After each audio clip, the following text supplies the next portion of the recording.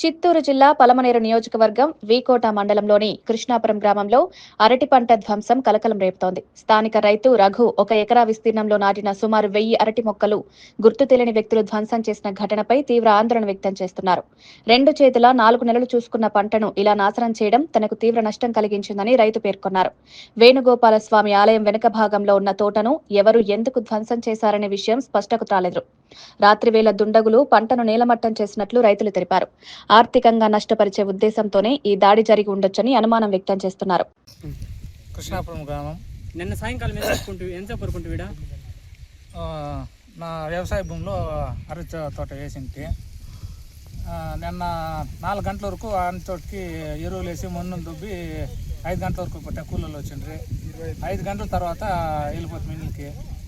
Night 10 గంటలకు వచ్చి ఆవులు కట్టేసి ఇంటికి పోతుంది. అప్పుడేం జరగలేదా? అంతటి వరకు ఏమీ లేదు. ఆ తర్వాత నైట్ 12 గంటలకు పైన ఎవరో గుర్తులేని వ్యక్తులు వచ్చి అరటి తోటని ధ్వంసం చేసినారు. కత్తుల తన్నానికి దొబ్బేసినారు. సుమారు ఎన్ని చెట్లు వరకు ఉంటాయి స్వామి? 1000 చెట్లు స్వామి. సుమారు 1000 చెట్ల వరకు ఉంటాయి. పొద్దున్న ఎంతసేపు చూసినారు? మార్నింగ్ వచ్చి 5:30కు నేను చూసినాను. వచ్చి ఆవులు కట్టేసి వచ్చి చూస్తే చెట్లు ఒకటి లేదు, అంతా ధ్వంసం చేసి కత్తులతో నరికేసి సుమారు 3 లక్షల నష్టం స్వామి.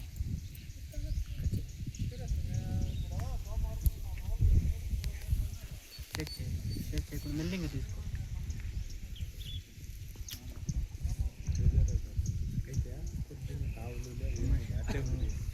ఆవులు కూడా నోట్లో వచ్చిన పంట చేతి కాకపోతే ఎట్లుంటుంది?